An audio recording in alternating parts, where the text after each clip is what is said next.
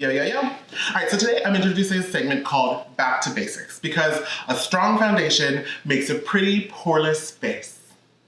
Wait, that's not the right kind of foundation.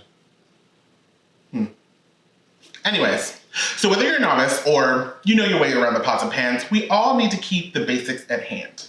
So that being said, welcome to my kitchen.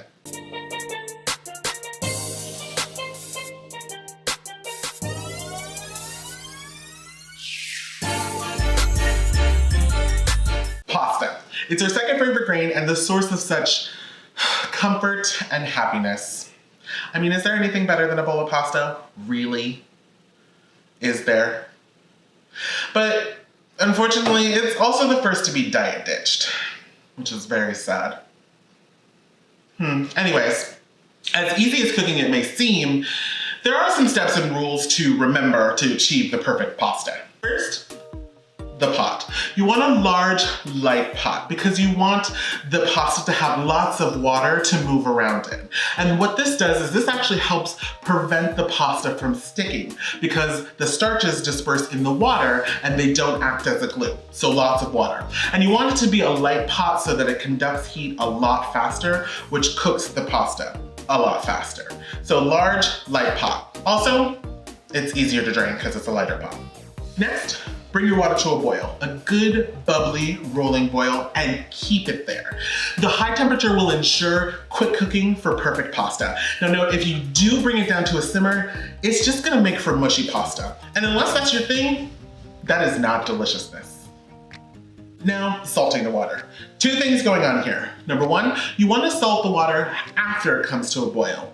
The salt actually increases the temperature of water, which is perfect for cooking. However, if you salted the water beforehand, then it's going to take longer for the water to boil. Second, salt the water liberally. The pasta is going to absorb a small amount of the salt, so you want to maximize the opportunity. The goal is be like Ariel or Nemo or Dory. Like, you want the water to taste like the ocean. And don't be afraid to test it. I mean, it's water and salt. So just test it, make sure it tastes like the ocean.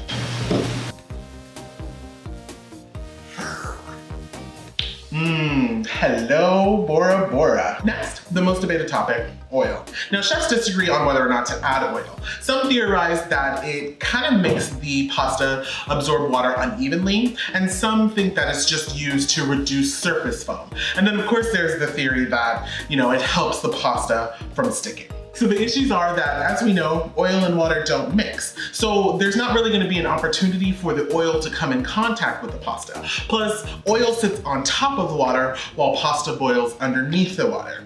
Plus, that being said, since the oil's on top, when you drain the pasta, the first out of the pot is the oil down the drain. Plus, oil is also going to prevent the sauce from sticking to the pasta. Speaking of which, don't rinse your pasta. This is going to stop the cooking process, which is necessary to achieve the perfect pasta. And also, it removes the remaining starches, which is also necessary for the sauce to stick to. And speaking of sauce, you want to have the sauce ready before the pasta. Think of pasta as a diva. When she's ready, everything else must be ready.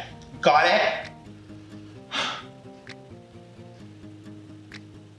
All the steps and rules you need to make the perfect pasta. As my stepdad says, proper planning prevents piss poor performance. Plan properly and you'll perform perfectly, and you'll make deliciousness on a plate.